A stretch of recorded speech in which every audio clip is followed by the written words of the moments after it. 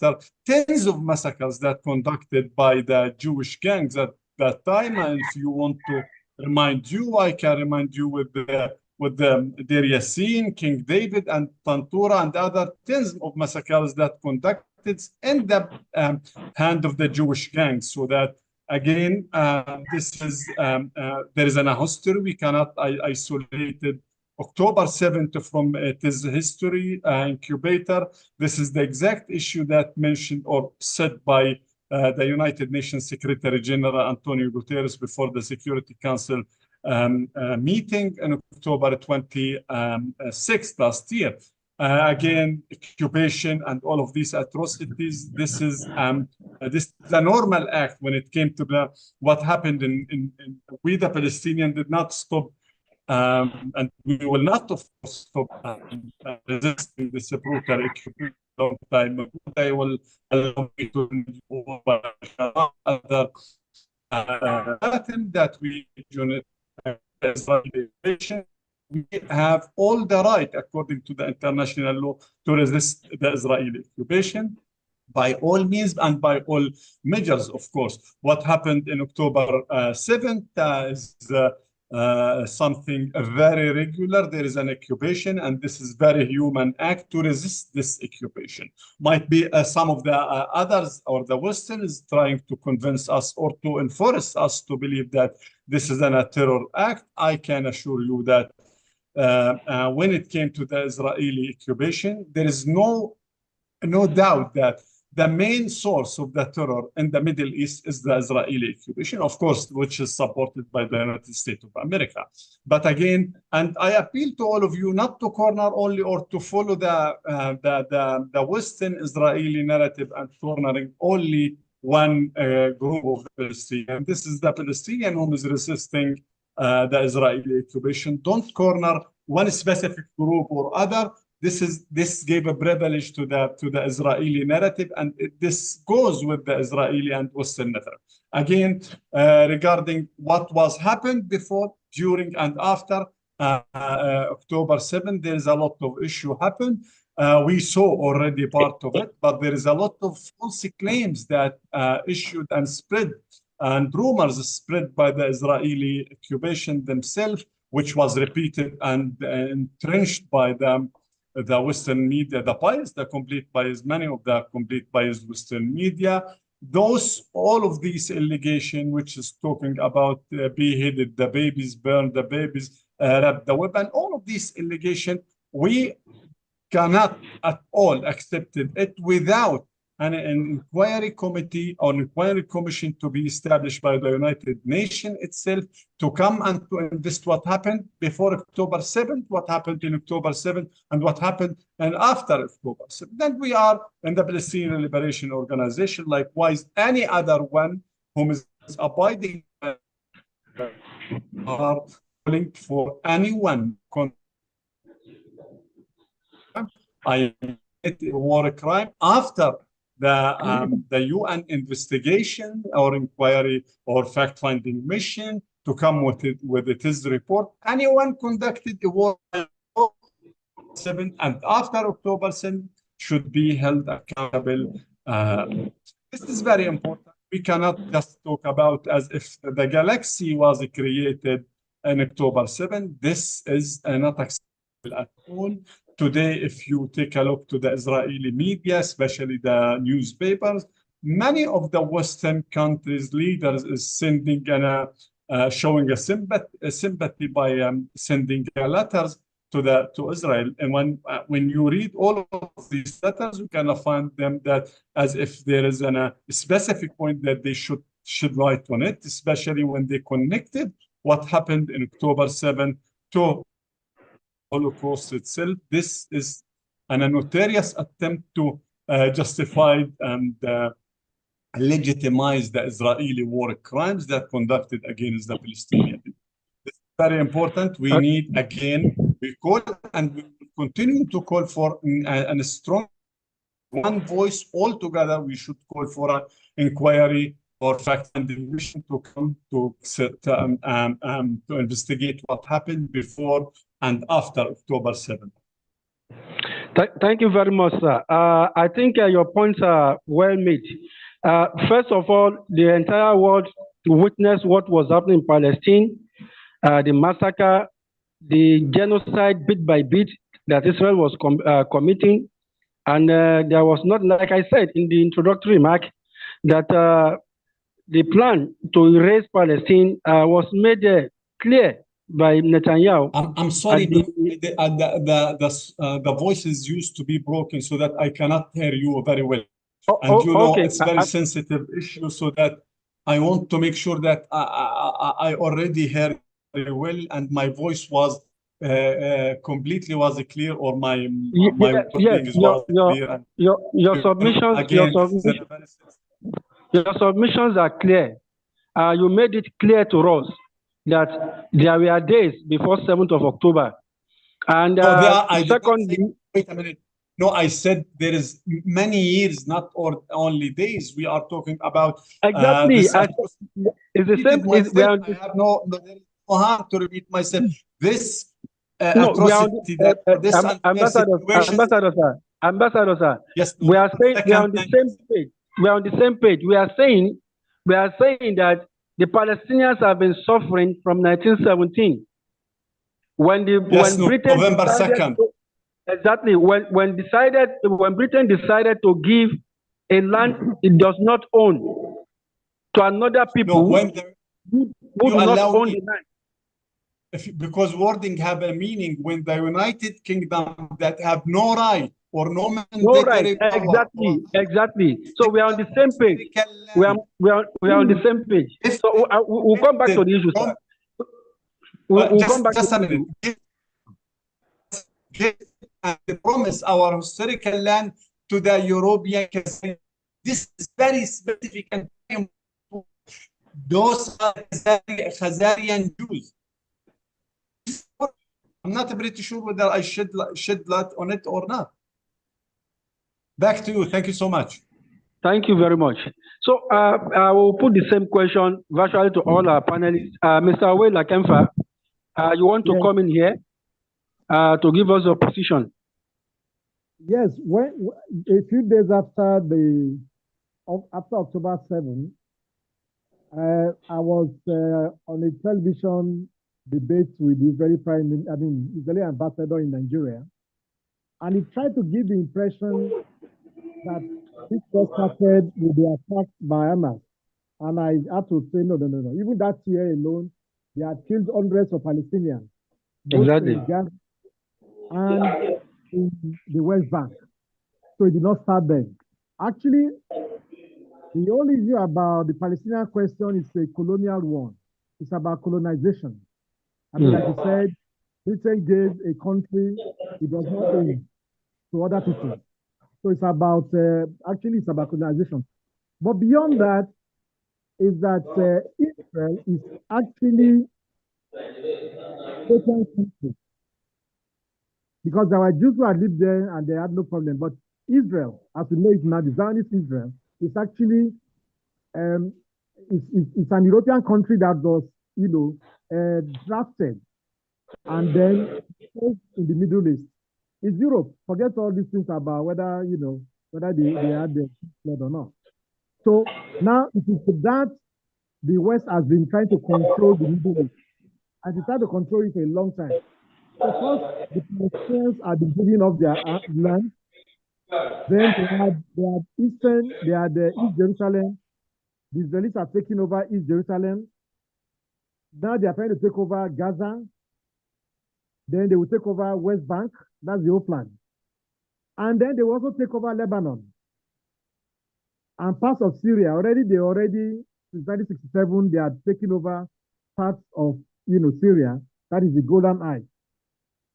And so this genocide that you find going on, not just in Gaza, but also in the West Bank, is quite deliberate. It's planned. And what a lot of people don't know is that what the Palestinians are fighting against, or the Lebanese, is not Israel as a country. It is Israel, USA, France, UK, especially. So it's like you're fighting an alliance, a small NATO. So when they say, oh, Israel is very strong, you can fight, no. And if you look at the missiles sent from Iran, you know that those interceptions were mainly by the US, the UK, and France. And so you have the NATO in the name of Israel fighting there, and the Palestinians being killed. And so that is why Israel can do whatever it wants. Israel is a lawless country as a state, not the Israelites. The Israeli people are good people, but the establishment, as symbolized by Netanyahu and other murderers, mass murderers, Israel is actually a battle axe of the West to control the Middle East. And that is why nobody can call it to order, even when the US claimed that it had an agreement with Israel about ceasefire. We all know it was false. So what you have to do, what we need to do is to make this very clear.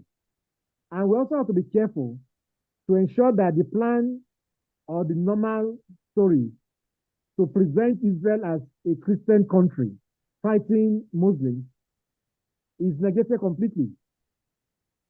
Israel, as it is now, is a Zionist country. Those who established Israel, whether it's Ben Green, that is Ben Gurion, Menachem Begin, Yabin, Golda Meir, a lot of these people came, except for Ben Gurion, who came from Britain, they came from Eastern Europe, and they were atheists. In fact, when Israel was going to be created as a state in 1947-48, and in the constitution it was put there that the God of our fathers brought us here, the leadership of Israel said, no, God has nothing to do with their coming there. And so they have to remove that from the constitution. So we have to fight for a two-state solution. Israelis, whatever they consider themselves, must have a place they can stay. And the Palestinian people must also have a state of their own, protected and secured. But the way things are going, the US, Britain, France, Israel do not want peace in the Middle East in any way. And so in the next 25, 50 years, we might still be on the same page. But they make a mistake. They think they can liquidate the Palestinians, then they can liquidate the Lebanese and liquidate the Syrians. But it's a mistake. And this may lead to other wars. It was very clear that Israel wants the war. It has attacked Gaza. Even when they said this war against Gaza, you find that a lot of the wars are also fought, the West Bank. So it's just a question of trying to divide and rule. So when they finish with Gaza, they'll move to, they'll move to the West Bank, and then also they will move to Lebanon and Syria. And so we have a long drawn battle unless good sense comes to play. And the US changes its policy, Britain changes its policy, France changes its policy, their NATO allies change their policy and allow peace in that country, in that part of the world. Otherwise, it will be without end. Thank you. Hello? Hello? Hello? Okay, hello. Mr. Lakenfa, thank you very much for that submission. We had you right and clear that Israel is a colonial project in the Middle East, and that it is meant to drain the energies of the Arab world and to make that place, the Middle East, unstable. Quite well said. And that as we go, if care is not taken and we don't have people with cool heads, the region may just go up in flame. God forbid. So that will lead me to another question on escalation, which I'm going to direct to Alhaji Isiaq Kunle Sani. With Israel opening multiple fronts by striking Lebanon, Yemen, and Syria, are we set for an all-out regional war with possible intervention by outside powers? Can we say that? Alhaji Isiaq Kunle Sani.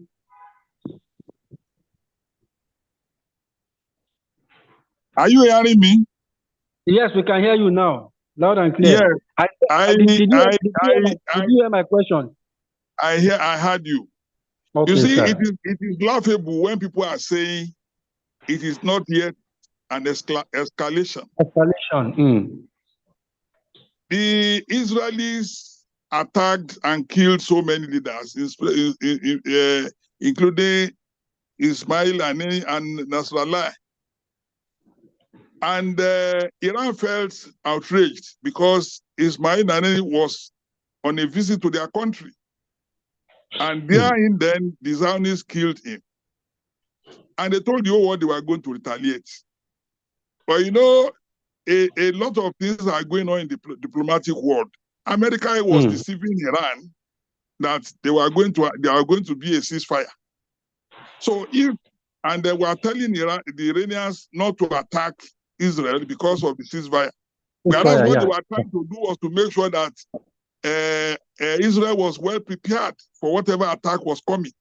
They were bringing their own warships. They were bringing a lot of arms and ammunition from US and France and UK in order to protect the Israelis. So all they were just playing for time. But I blame the Iranians because if they had attacked Israel at that time, the whole world would say they caused the whole problem. That there would have been a ceasefire, if not because Iran was not patient.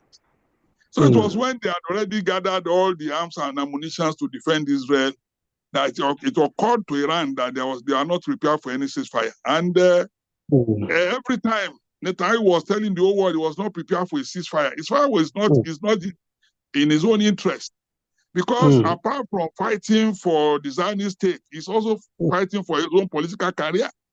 If today the war stops in the Middle East or between Israel and the Hamas or Hezbollah and whatever, he was going to be removed from office. But what I'm saying is that by the time that Iran attacked Israel, in fact, a lot of us, very far away would not have known that America, France, Britain participated in making sure that those missiles did not actually arrive. But we all know they were just, deceiving the whole world that the missiles did not actually arrive where they were supposed to be. But for them to come out to say they defended Israel, all of them, each one of them made a statement, not even a collective statement. It was America therefore said that if not for their participation, it would have been worse for Israel. UK also spoke and France spoke.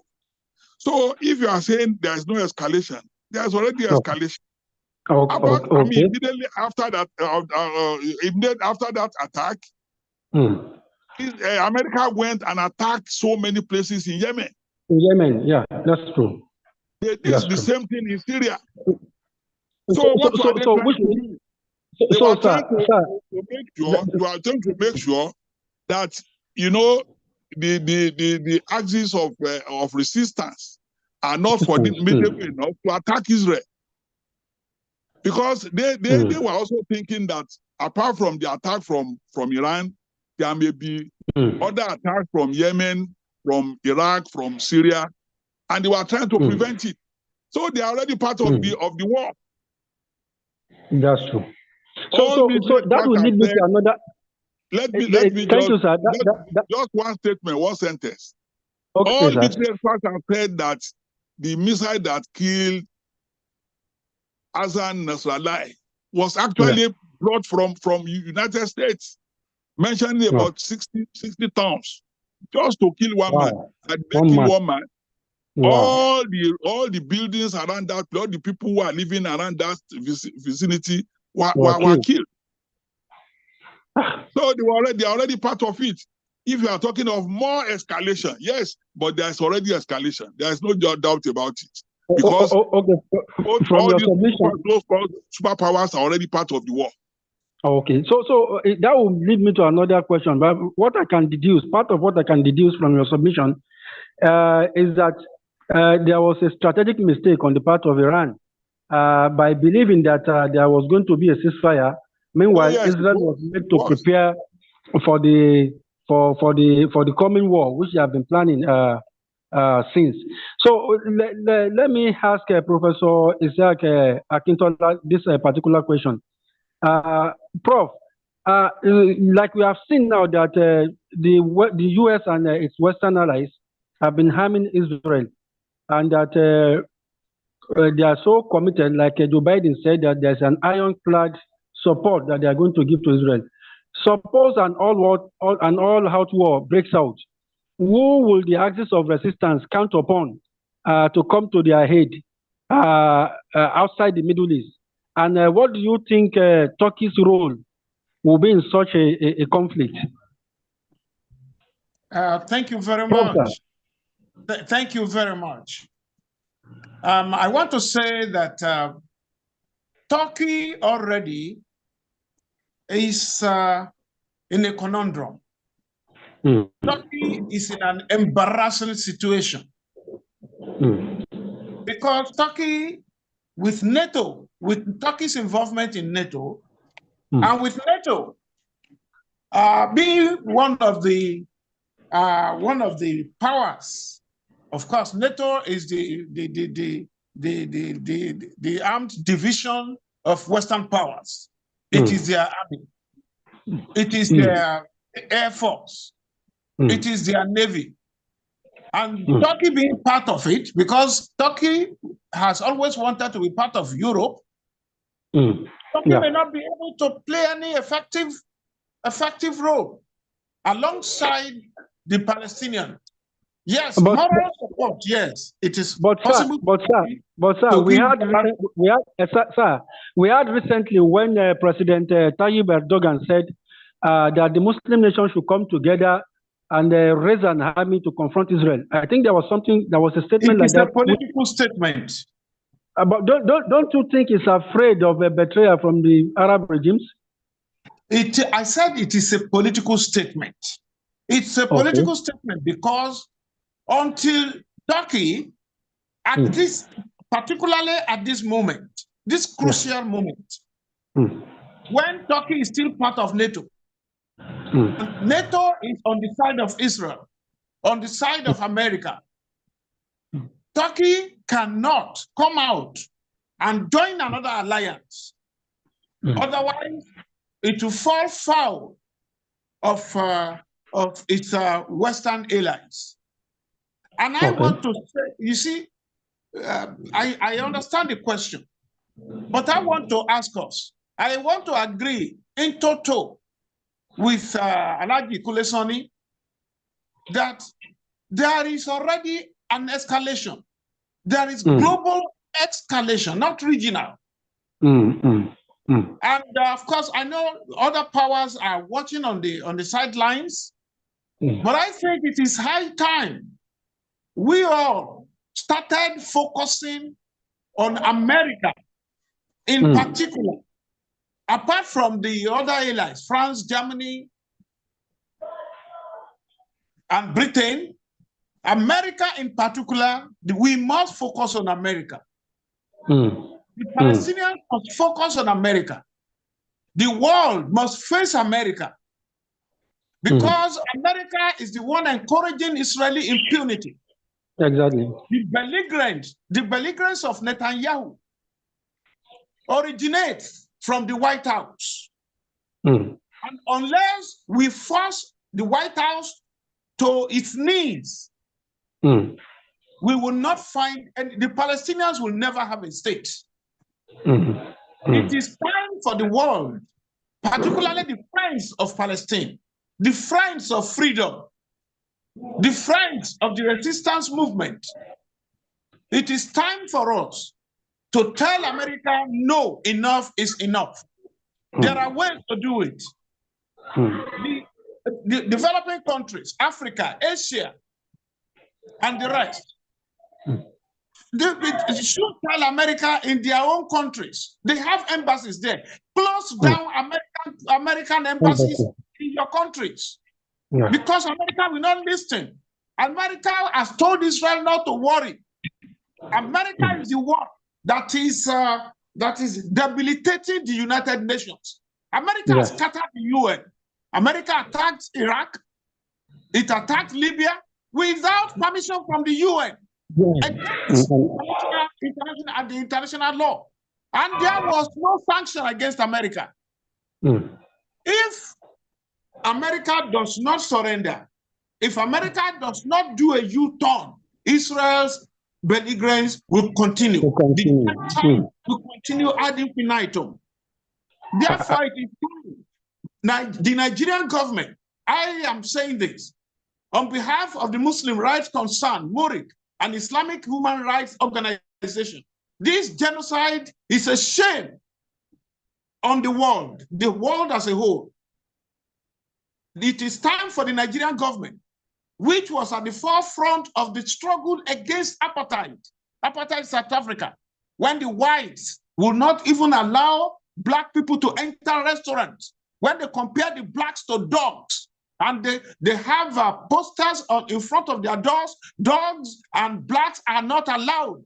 This is exactly what is playing out in Palestine today and in Israel. So it is time for the Nigerian government to go all out,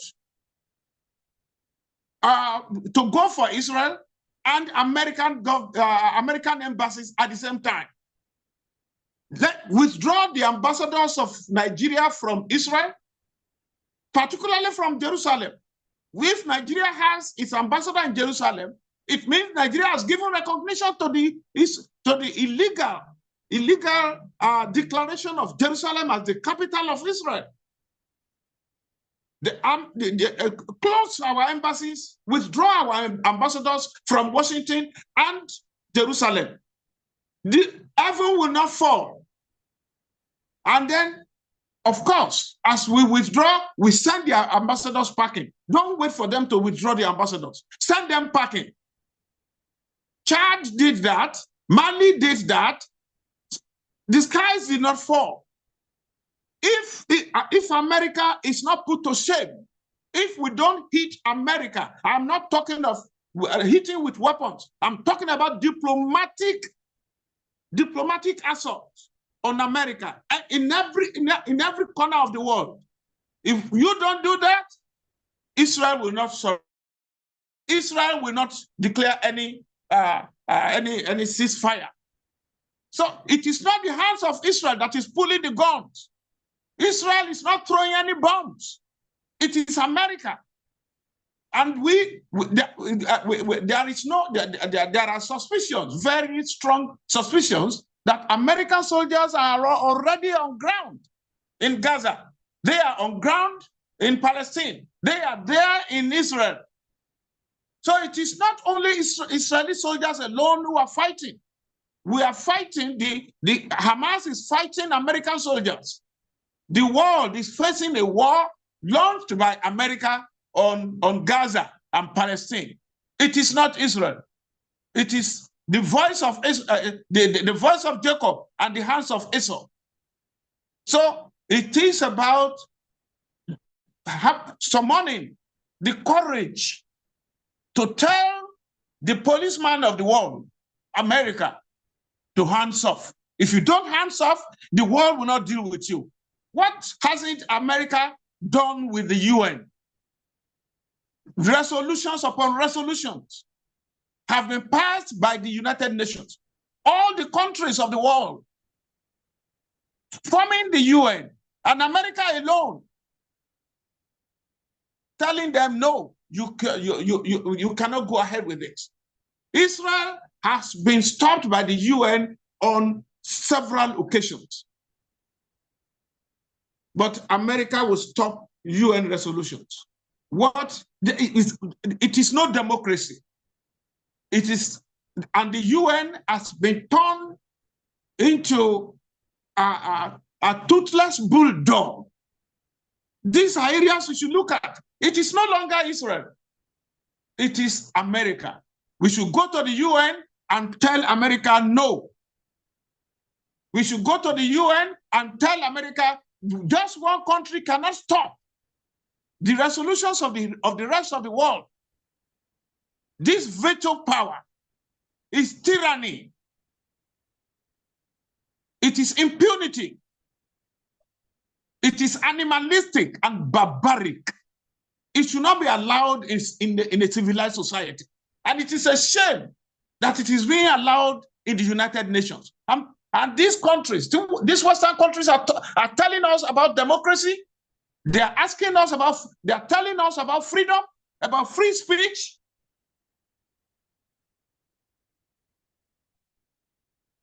I rest my case. Hello? Hello, sir. Hello? Yes, sir. We heard all you said. Very beautiful submissions.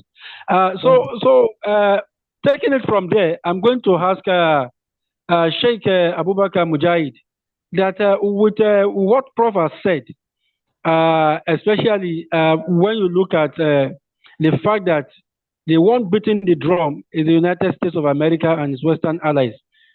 Presumably, they want to set the whole world on fire. Now, I want to ask Sheikh Abubakar Mujahid, what do you think? Why do you think the Arab countries of the Middle East are silent? How do you, with the exception of probably Qatar, we see regimes in Saudi Arabia, Egypt, UAE, Bahrain, and Jordan. Even some of them came out, like Jordan came out and said in the first strike by Iran on Israel, that they participated in defending the missiles coming from Iran. So I want to ask, what hold does Israel have on these countries, or let me say, what hold does the West have on these countries, and how might those holds be broken? Sheikh Abubakar Mujahid, sir. Can you hear me? Yes, we can, sir.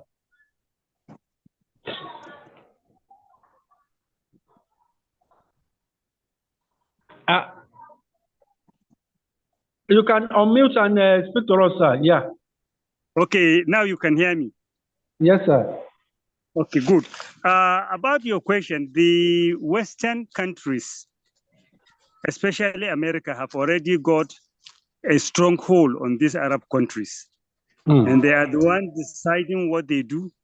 They are the one giving them instructions. So it's very, very hard for them to do otherwise. Only if we have changes in the countries. We pray we get changes in Egypt. We get maybe a coup d'etat somewhere, and the young officers who have got good ideas take over.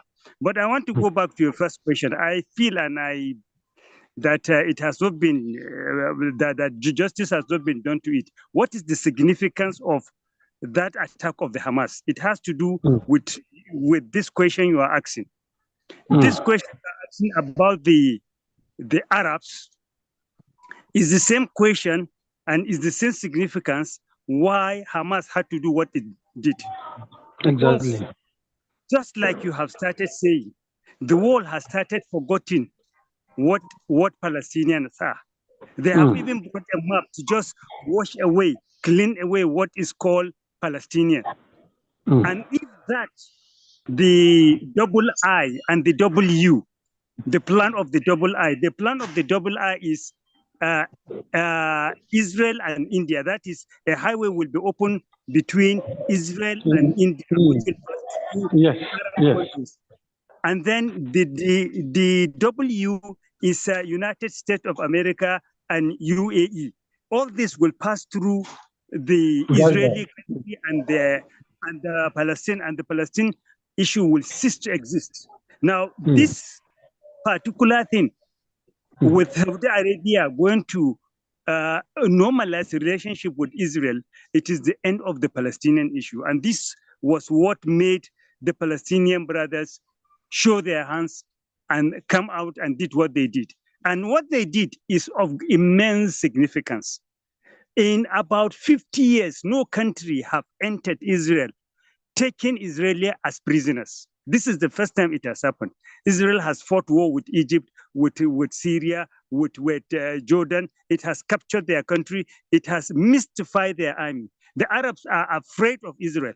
But the significance of what the Palestinians did is that they demystify the strength of the Israel. They demystify the security organization of the Jews. Because even in this country, any country that wants to train her forces of the security organ, they send them to Israel. But what they did have demystified it. And another thing is that they entered for the first time in history from 1947. Israeli are leaving Israel.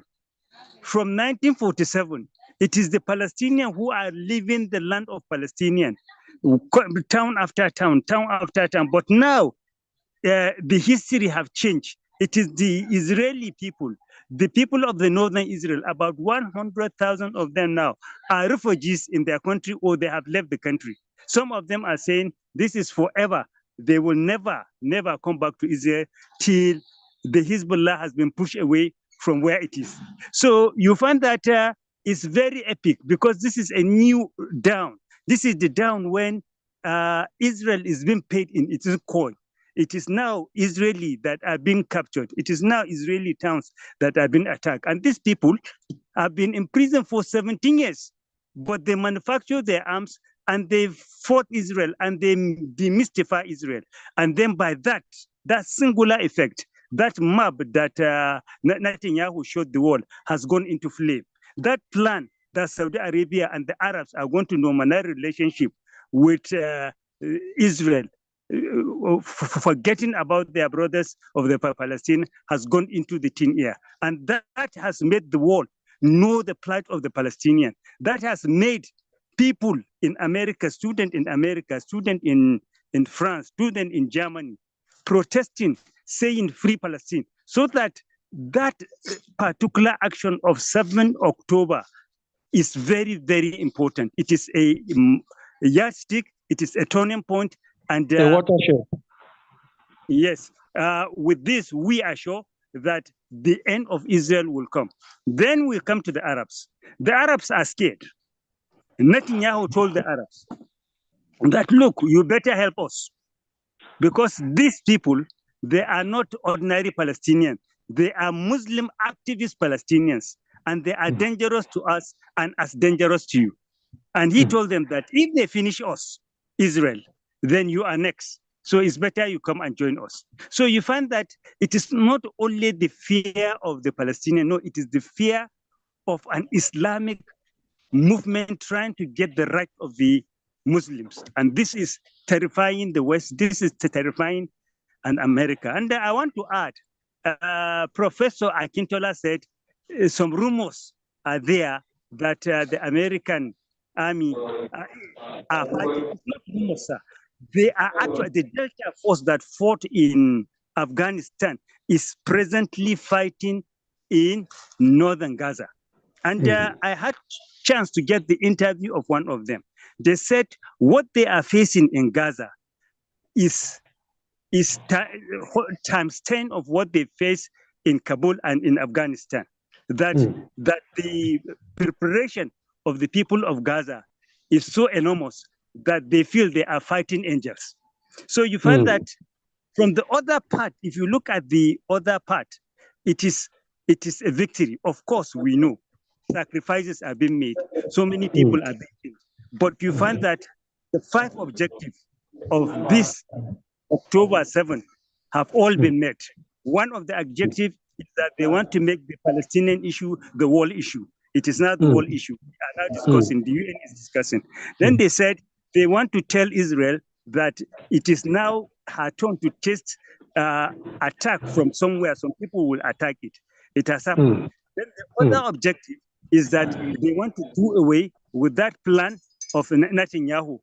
That is I and W. It has occurred. And then the 5th objective is that their brothers, the 4th objective, that their brothers that have been in prison must be released. And the 5th objective, and the last one, is that the 2 states, that is the Palestinian and Israel, or the Palestinian nation, must come to a reality. And you find that this is what all the world is just discussing. So I think what they did in October 7th has got great significance. It is the beginning of a new dawn, and it is a light that will spread the whole world, inshallah. Thank you very much. Thank you very much for those submissions. I think we're all on the same page with regard to the significance of that event, because it has brought back the Palestinian issue, almost going to extinct to the front burners of international discourse, and you cannot but credit Hamas for those feats. Mr. Abdusalam Abdurazak, if you are there, this question is for you, sir. We could see the genocide being perpetrated in. Moderator, sir, he's not here. He's not here. So it's not here. maybe you can choose the question. Okay. Let me take the question back to Mr. Owe Lakemfa. That hello, sir. moderator. Yeah. Hello, Yes, moderator. Yes, sir. Yes, Brother Said Abdul wants to make a comment regarding the topic, the point there. Brother Said Abdul is raising his hand. Okay. Sorry, I didn't see that. Okay. Let's give him. Brother Said Abdul is one of the veteran activists, especially on this Palestinian issue. His book was one of the many books that we read on this Palestinian issue, and I could remember the topic of the book: blood, bullets, and tears. Am I right, sir? Yeah, thank you very much. Yes, you are right. Bullet, blood, and tears. Blood, the yeah, Arab encounter in Palestine. Exactly. So we'll give you some minutes to please contribute. Yeah, thank you very much. I want to commend the efforts of the organizers of this program. I think so far, since last year, when Hamas initiated that attack against Israel, this is the first time attending an intellectual or an intellect-filed conference and discussion. And I want to appreciate everyone who has spoken beautifully. But I have a contrary view, especially on the best way to resolve this issue. Like we have all applauded the effort of Iran, and we see Iran as a heroic nation. Of course, Iran is doing wonderfully well, but we equally need to sympathize with that country. Each time I think of Iran, I really sympathize with the country. It's like a loner in the region. Even each time Iran contemplates responding to Israelis' aggression, you see them coming from the angle of weakness. The other time when Israel attacked their embassy in Syria and they wanted to respond, I mean, we reliably gathered that they had to inform the United States of America, and we could see for how long the missiles traveled, so much that it didn't produce much effect. And the last one, which was even more effective, multiple missiles sent from Iran. Then Iran came out to tell us that they deliberately avoided civilian casualty. Area that they targeted military base. I mean, this is really disappointing because we know that in Israel, there is no any civilian in Israel. Like a scholar, Yusuf al-Qaradawi, he said in his book, Fiqh Jihad, in the volume 2 of Fiqh Jihad, he said there is nothing like Israeli civilian. That in Israel, something similar to the NYSC that is usually undergone by Nigerian graduates for a year. In Israel, it is pursued for 2 years. The first 1 year is a full military training. So every Israeli who had gone to school, male or female, is militarily prepared and is on the reserve.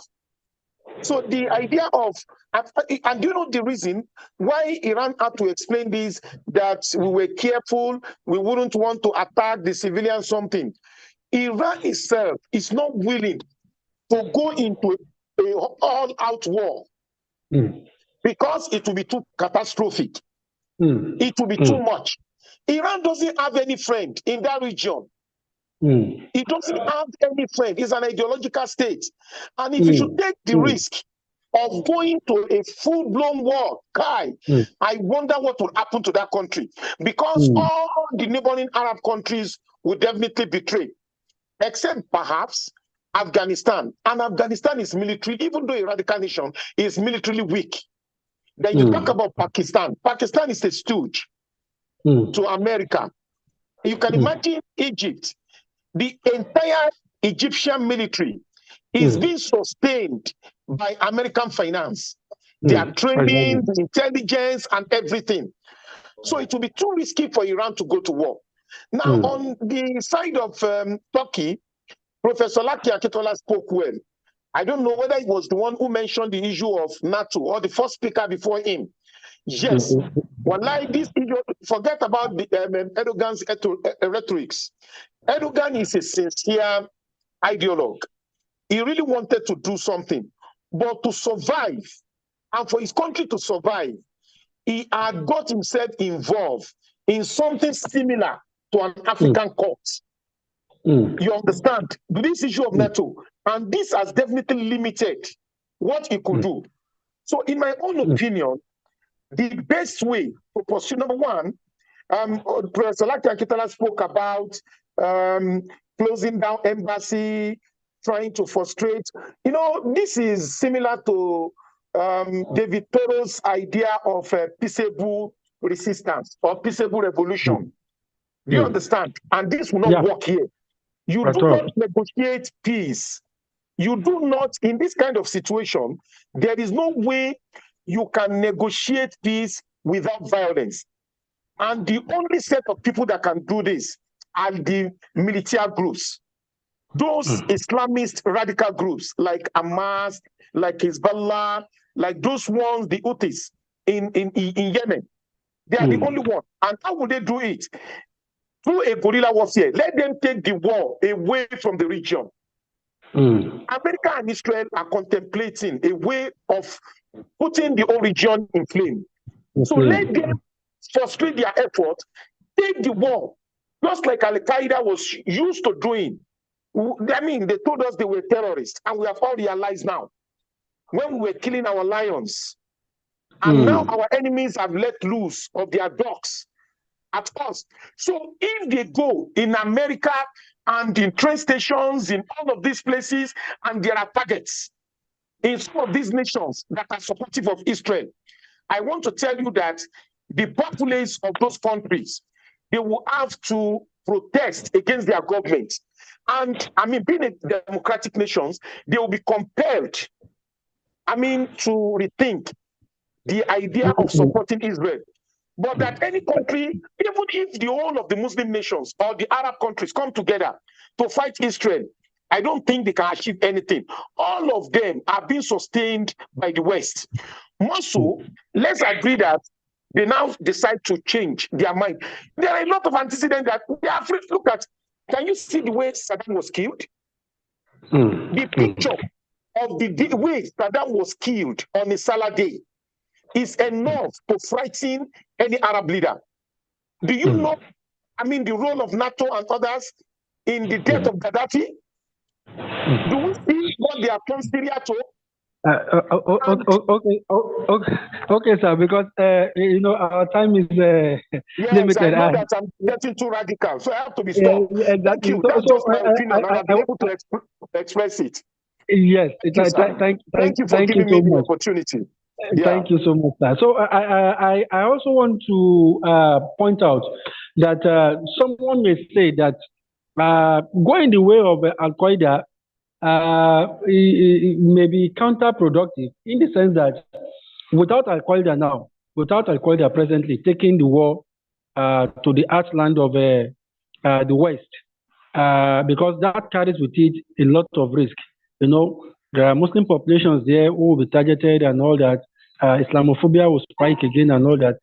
Some people may think that with the way this issue has turned out, it's like miraculously, if you will say, that the Western populace is being made to queue behind the cause of the Palestinians, because everybody could see the injustice, especially when you compare what happened in Ukraine and the response of the West with what is happening in Palestine currently. So I want to say that the Al-Qaeda way maybe not yet needed, but what the countries of the world have gathered in form of enormous support for the Palestinians, I think has gone a long way to expose the hypocrisy of the Western countries. But nonetheless, we thank you and we respect those opinions. So let me take the question back to the ambassador of Palestine to Nigeria. How will you compare, sir? Are you with us, sir? The ambassador, sir. I'm asking, how will you relate the way the West has reacted, the Western world reaction to the case of Ukraine and their reaction to Palestine? They seem to have contradicted everything in just a few minutes, sir.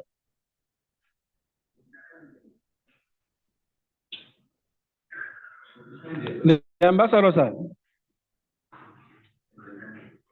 I think we lost him. So let me take the question back to Alaji. He needs to unmute. Can he tell any person you call to unmute? Okay. The ambassador, sir, you may need to unmute. You may need to unmute, sir. The voice is broken. This is the point. I heard you, but could you repeat again your question, if you please? Because I have very difficult, some difficulties with the connection. Please again. Okay, sir. The question is this: that we saw the way the West reacted when it came between Russia and Ukraine, giving Ukraine all kinds of support and the rest. In fact, the reversal was the case when it came to the Palestinians, where we saw the West harming and giving arms to the aggressor to kill aimless people. Take that as one. Secondly, what will you make of the judgment by the International Criminal by the ICC, which ruled that the entirety of Israeli action on those territories occupied by it are a nullity, and that Israel should by itself withdraw or take itself away from there? How feasible do you think this, and what do you think will make that judgment enforceable in the future? Thank you so much again for giving me the floor. Indeed, when it came to the first section of your question, which we can put it in under one very important headline, which is double standard and hypocrisy, when it came to that, and I will not go on, of course, because of my position, I will not go to shed light in any other countries, but if this is with other countries, for example, that you mentioned, we saw that the American and that all other Western country was fully supported the battle or this country. But when it came to the Palestinian, and they start talking about the human rights issue, sanctions, Russia, approximately 15,000 different type of sanctions that they imposed in Russia. But when it came to the Israel, United States of America, which is fully complicit, fully backed Israel in this war, did not stop not only supplying them with all different weapons that killed the Palestinian each day. This is the American weapons. Not only this, they did not hesitate to support them with all the different means political support, especially when the issue was discussed in the Security Council. We know that, or we witnessed that the United States of America was used the veto 5 times during the last year alone in favor of the Israeli or the continuing of the current brutal massacres against the Palestinians. So that if you want to put it in a very simple way, or to make the story short, this is the hypocrisy and double standard. Also, let me remind you all that the International Court of Justice and the International ICC, I mean, prosecutor Karim Khan when he mentioned that he was threatened by many countries, and they told him this was established. I mean, this international criminal court was established only for the African and Russia. This is the double standard. This is what we are facing till now. If you again back to what all of those criminal leaders, Western leaders sent sympathy letters today to Israel. In all of these letters, they did not even tackle, the majority of them did not even tackle the cause of the problem, the cause of October 7, the root cause of this issue. Not only they did not tackle it, they did not tackle the consequence, one entire year of killing in a daily basis. Massacres, tens of massacres, many families, 902 or 901 families, entirely, completely erased from the civil registration in Palestine. No one of them was shed light on in these acts. When it came to the International Court of Justice, International Criminal Court, and all of this stuff, yes, we saw a very good and very important work from South Africa when they filed a petition to the ICC calling for stop the Israeli genocide and all of this. But the issue is, who care when it came to the all of these international institutions, even with their provisional measures that they issue times. Who will care, since this is the law of the jungle that the United States of America and Israel is implementing it? Who will care, since this is the mind that creates rights? This is very important. This is the war that we are forcing. It might be today in Palestine, but I can assure you all, my distinguished colleagues, that this will not stop in Palestine unless you all raise your voice, the political leaders all around the world, especially in the southern country, raise their voice and to say enough is enough. This is not acceptable, and we should take many measures. And all of these measures, we did not ask anyone to take military measures against Israel, because we know that by the end of the day, this is not Israel. This is United States of America who's fighting or who's launching this war on the hands of on the dirty hands of Israel. We did not call for a military action, but at least there is a lot of political, there is a lot of legal tools, legal measures, very very peaceful measures that can be taken here in Africa and Asia and many other places around the world to pressure Israel, to corner Israel, to pressure Israel and the United States of America to put an end to this genocide. These measures already articulated in the recent General Assembly resolution, United Nations General Assembly resolution, which was adopted last month, last month. All of these measures came as a consequence to the International Court of International Criminal ICJ. I mean, when they issued their the advisory opinion on the Israeli occupation. There is a lot of tools. We have it in as international community, all of these tools, against very peaceful economic, political, diplomatic tools that if we utilize it, or if the international community utilize it, this means that Israel will put an end to it as well. But again, as long as many of the southern countries, many of the countries did not believe that this war will touch them, did not believe that no one is safe until everyone is safe. I think we will continue to face this issue. And I can assure you, today is Palestine, yesterday was Lebanon, then there is another countries or another state will come to the line, and I can assure you again, this will deteriorate it as long as we are as long as many is keeping silent, or at least mumbling some other some rhetoric or some wording. We need to do something very significant. This war can be deteriorated as the Israeli intended, or the current Messianic government intended to make this war or to deteriorate this war to become a religious war. Yesterday, Netanyahu was supposed to call this war the Doomsday War. Back to you. Thank you so much. Okay, sir. Let me go back to Mr. Wayla Kemfa. I would like you to take it from where the ambassador left it.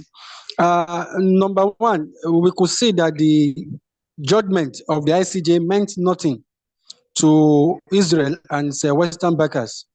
Secondly, the ambassador was telling us that we should employ other tools such as diplomacy, legality, international pressure, and all the rest. What would you make of what do you think is the future of international law and order, especially liberal international order, as we used to know it, post this conflict? What do you think will become of all this, Mr. Wayla Kemfa?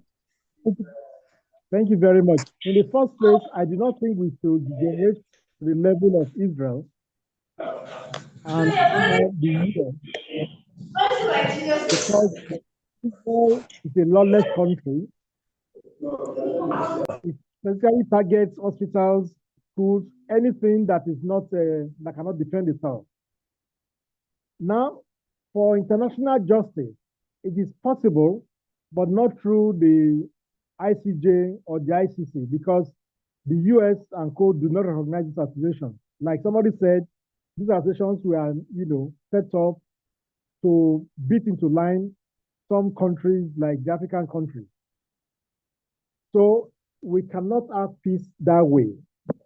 And that is why somebody also said something about the veto power being removed also.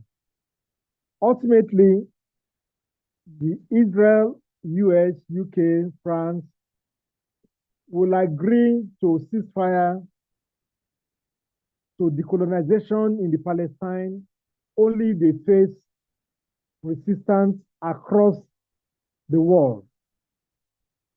And this resistance includes protest, the use of diplomacy. They use, we are resorting to international campaigns. That's what they are doing in the Palestine, what they are doing in Lebanon, what they are doing in Syria. These are crimes against humanity. Exactly. And they are not interested. They are not morally bounded. These people, they have restraint at all. So we have to try everything possible to put pressure to ensure that there is ceasefire, to ensure that we have peace in the Middle East, to ensure that the Palestinians have an homeland, to ensure that the Palestinians have the right to return. We must ensure that using all means, like we try to do, on the issue of apartheid. Don't forget that US, Britain, and co regarded Mandela, Sisulu and co as terrorists. Exactly. Regarded the US as a terrorist organization. So when terrorists like Israel start talking about, Hamas as terrorists or Hezbollah as terrorists, you know that we have a long way to go. So a lot of pressure must be brought to ensure that Israel and those using it as a weapon, will listen to the rest of the world and agree to peace in the world. Thank you very much. We seem to be having a consensus around the fact that mere diplomatic engagement will not suffice to bring this aggression to an end. So let me move from there to Sheikh Abubakar Mujahid. If you are there, sir, with us, we could see that the United Nations Security Council, whose primary responsibility is to prevent all that is happening in Gaza from happening, has been handicapped, notably by the veto of the US and its allies. Now, in a situation like that, where there is no superior military coalition that could confront Israel and its backers, is it possible that countries that are so concerned, could they come together to form what we could call a coalition of the willing? Remember, sir, that when the US and Britain were going to invade Iraq the second time, they didn't get the approval of the United Nations.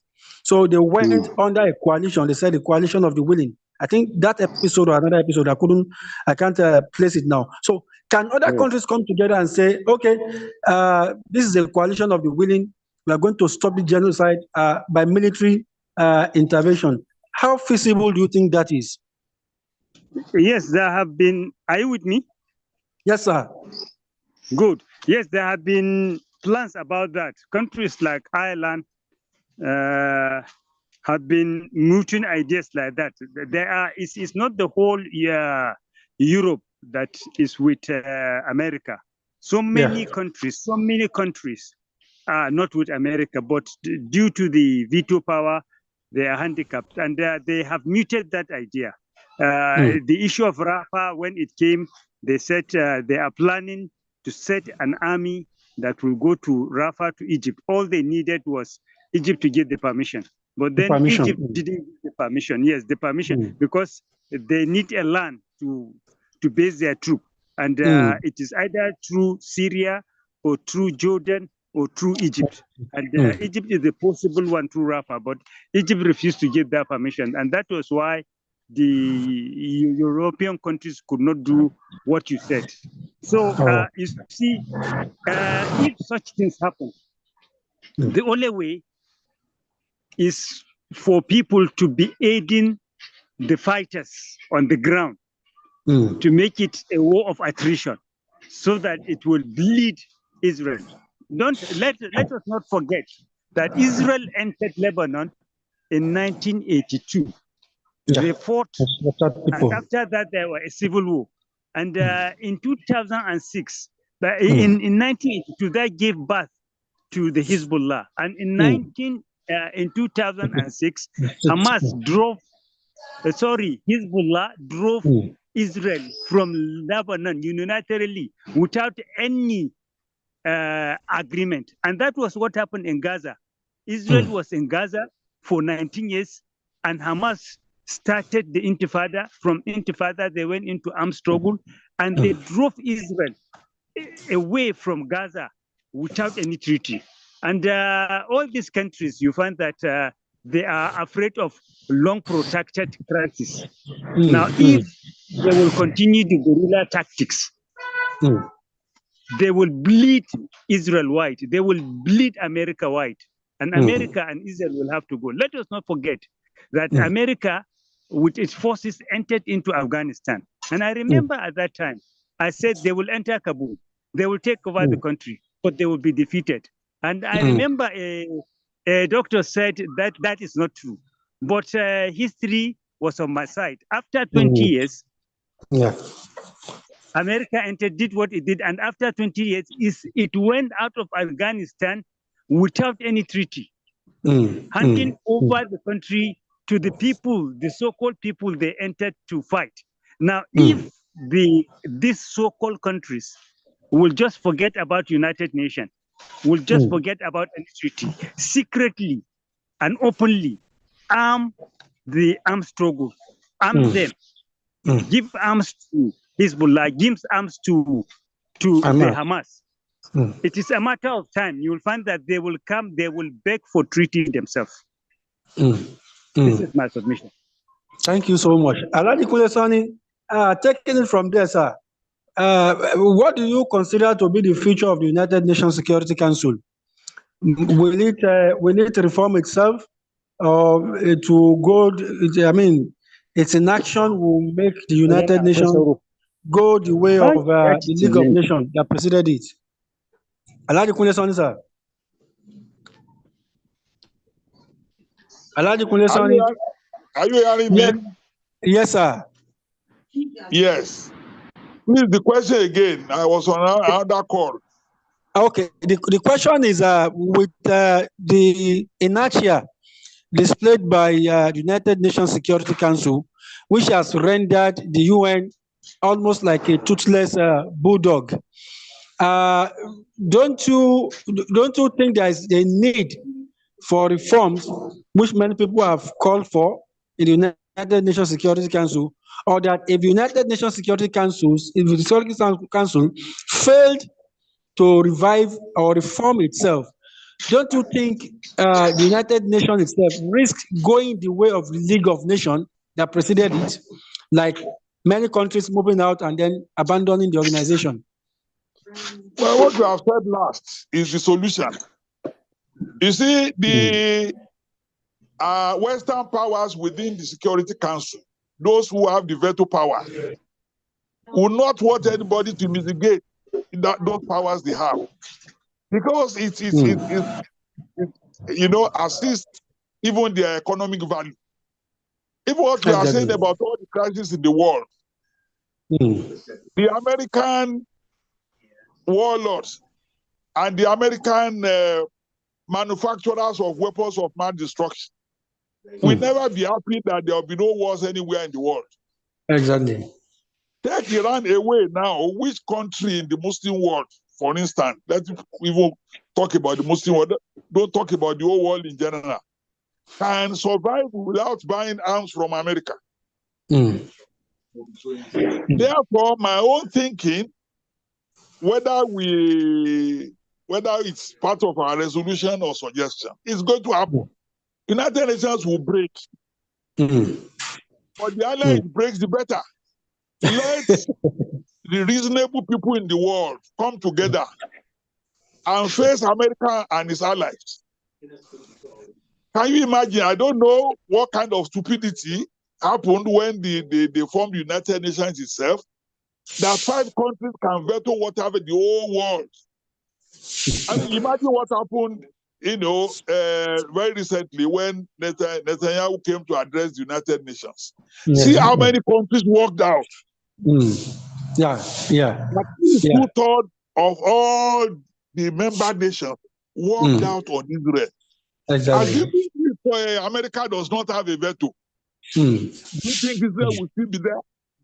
Do you think that so many parts of the world where America is taking sides will be there?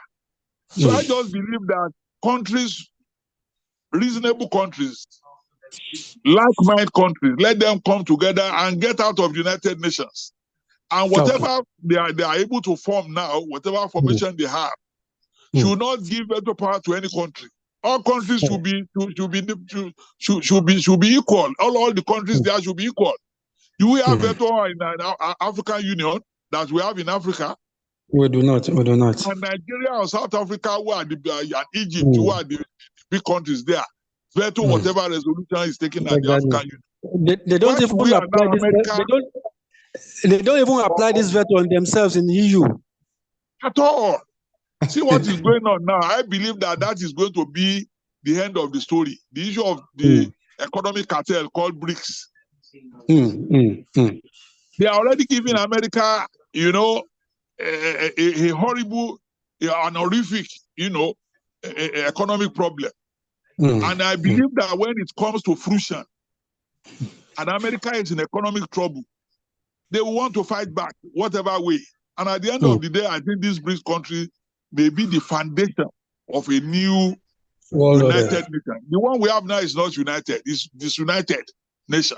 Is what we have now. I believe like minds should come together and form another country, another united nation, what I mean, I have to call it, give it another name. Okay, sir. Like what we had before, the so-called non-allied nations. But they are just toothless bulldogs. They have not been effective. If actually these non-allied nations, I'm sure it was formed because of the harassment they are getting from America and its allies, that they have these non-allied nations. But what have they done to assist those who have been oppressed in the world? What have they done, to make sure that this kind of genocide does not continue? So I know the brother who spoke about the issue of Iran, Yes, Iran is a loner. But they are stable. They know what they are doing. They are very committed to this struggle. And I believe if they dare attack Iran, it's not a question of Iran even attacking them alone. If they close the Strait of Hormuz, the whole world will be in economic turmoil because 30% of the oil in the world must have to pass through the Strait of Hormuz. And Iran has the capability and the capacity to stop any ship from going through the Strait of Hormuz. Even look at the ragtag army of the brothers in Yemen, what they have done to the shipping industry. So if Iran now comes in with all their missiles and so on to make sure that no oil goes through the Strait of Hormuz, the price of oil can go as far as $150 per barrel. Thank you so much, because we are running out of time. This last question, before we have a minute's remark from all the panelists, goes to Professor Lakin Akitola. In your earlier speech, you mentioned about putting diplomatic pressure on the U.S. There are some opinions that said that there is a way the struggle of the Palestinians connects or resonates with the suffering of the poor people around the world. Some analysts have painted the picture that what you have in Palestine is almost repeated globally, only in a different version, in the sense that the entire population of the world works for a very minute elite. So there have been advocacies that each country should see what is going on in Palestine as a part of the war they have to fight in order to liberate themselves from the chokes of the multinational companies, which is the economic arm of the imperialist power, just like Israel is the military arm in the Middle East for the imperialist power. What do you say to that, sir?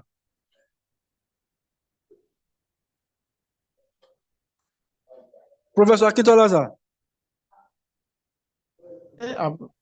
Okay. Yes, I've unmuted.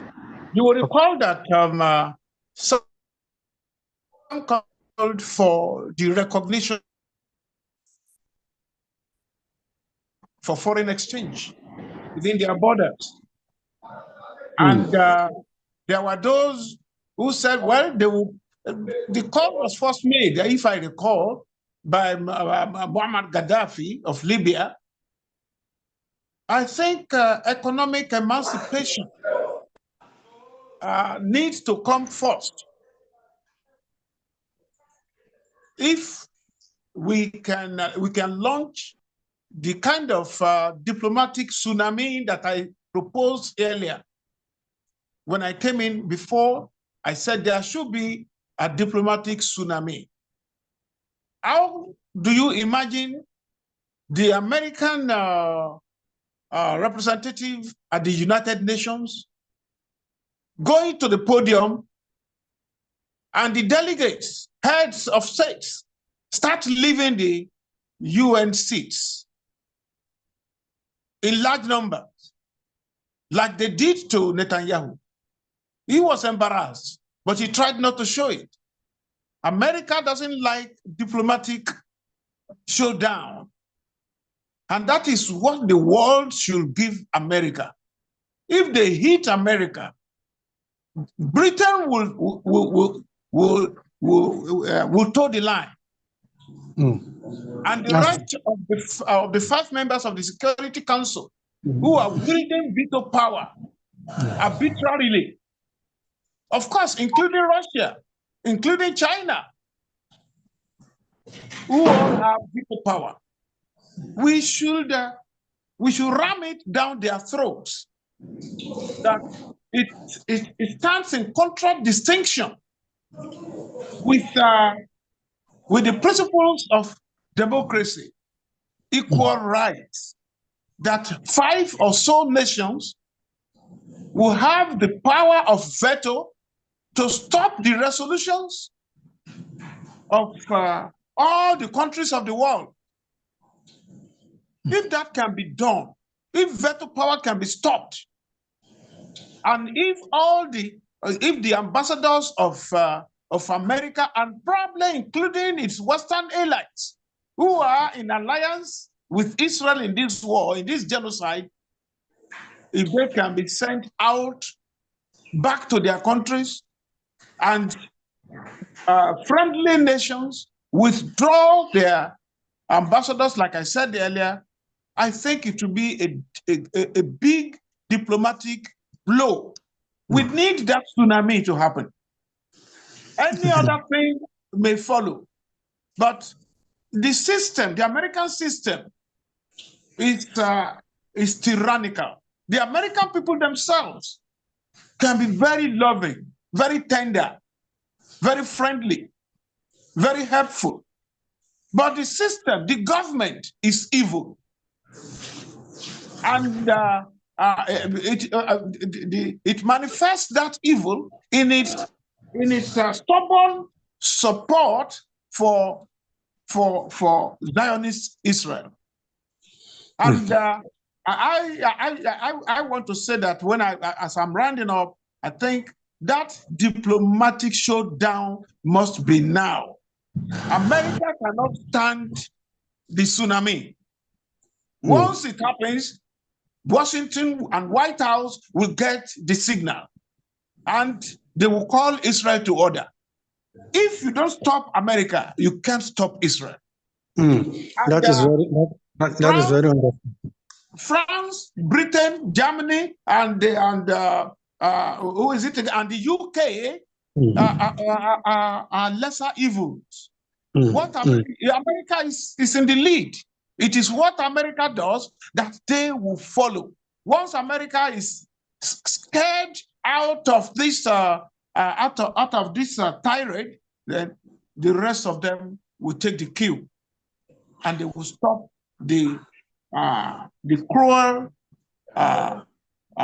oppression, depression, and repression of innocent Palestinians. That's my submission. Thank you. Thank you so much. I think our time is fast spent.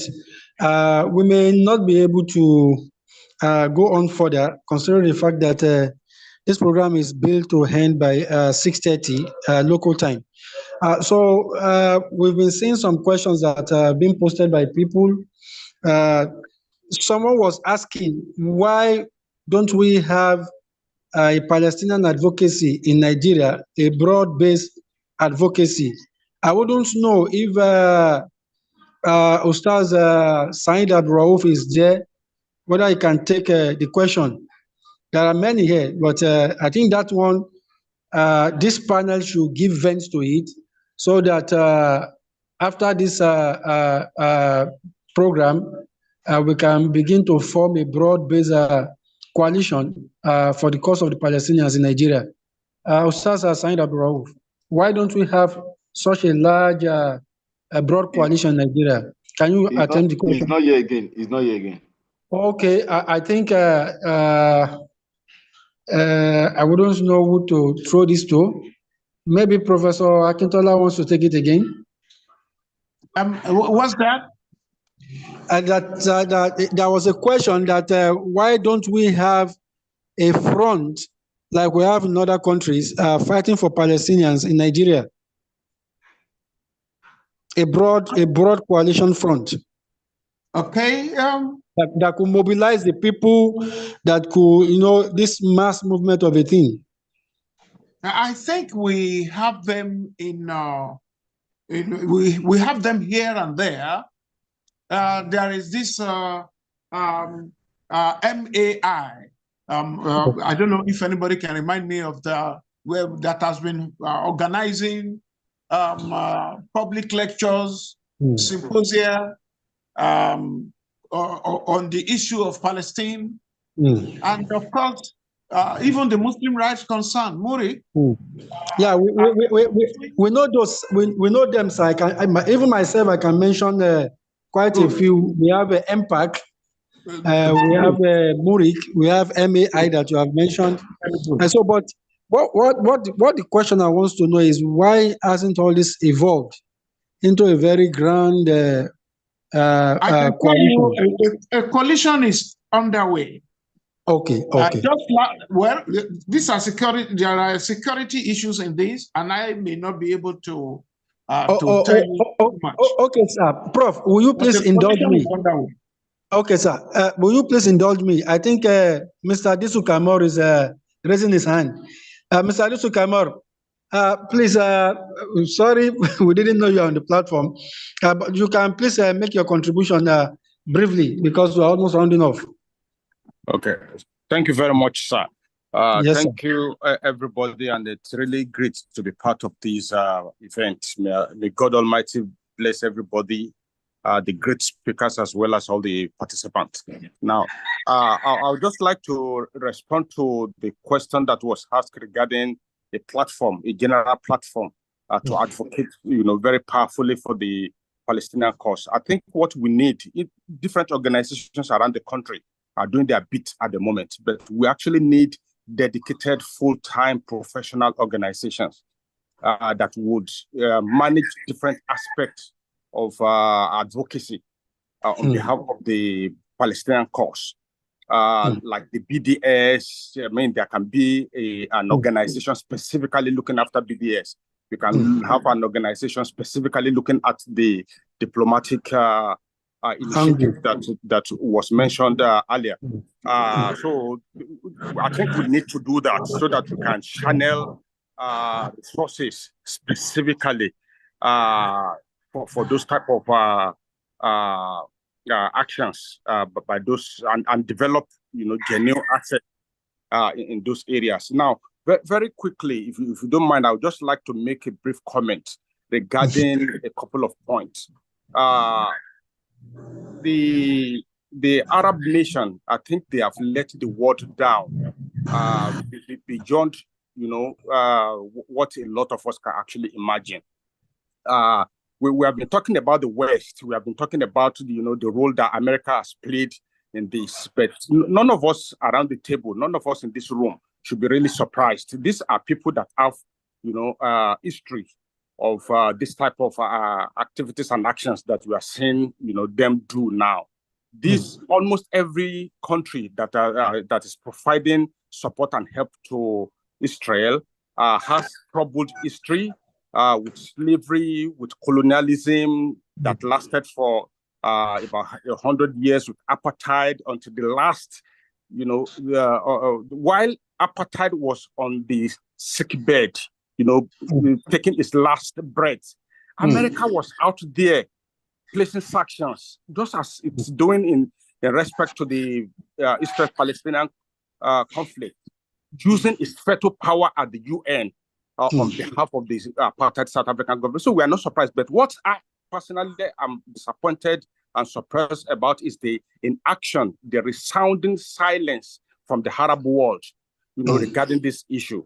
The IOC is there, the Arab League is there. Of what use, are those organizations? So I think we need to speak to that very powerfully. So all of us in this country, we identify with the Palestinian cause. That there is a connection between the historical injustice that is suffered by the Black race, at the hands of the perpetrators of the injustice against the Palestinians. In the history, there's an historical connection of that injustice and the struggle to seek redress for the injustice with the struggle to seek redress for the Palestinian cause. So we pray that God Almighty will continue to unite our hearts and as well as strengthen our frontier so that we can continue to participate. Thank you very much. Thank you so much for that remark. So I think we do not have time anymore. So maybe by way of honoring our ambassador, we would just like him to give us a closing remark in just 1 minute. Ambassador Abdullah Abu Shawish. Just a minute, please. Did you give me the floor? Sir? Just your closing remarks in 1 minute, please. Okay, thank you so much indeed. Again, for convening this very important Zoom meeting. No one is safe until everyone is safe. This is very important principle that if we believe of it, this should guide us all, Muslim, Christian, even and Jew, for the upcoming days, which mean that we all will be safe on these days, not only someone's. Every one of you, everyone all over the world can be a game changer, and I can propose only two issues. First, there is a lot of companies and manufacturers that supporting the Israeli occupation, and there is no harm, or this is very important from your side to start boycotting those companies, boycotting those products. This is very important, very simple, very easy, and you did not need to take a political decision that might be a bit difficult. This is your own decision. The second issue, the social media.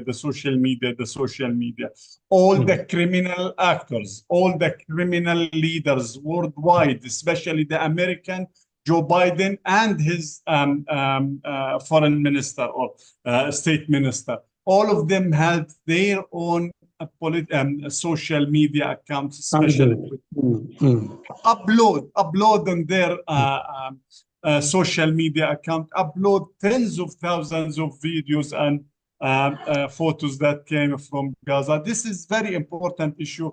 We should do all our ultimate best as long as it is in our hand, and those two tools, boycott the companies that supporting the Israeli occupation, and follow those criminal in their social media accounts, buy the photos and the video. This is very important. Thank you so much, and you can do it. Thank you so much. Back to you.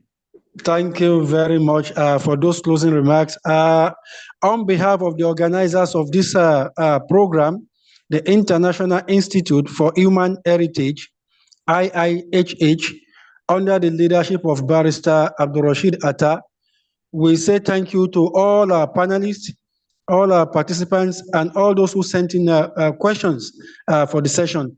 By God's grace, before another month, we are looking at putting up another one on another very topical issue. So we hope that when we call upon you, our panelists, you will be there for us as usual.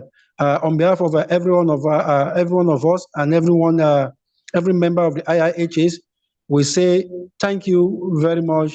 Have a lovely day ahead. Thank you. Thank you so much.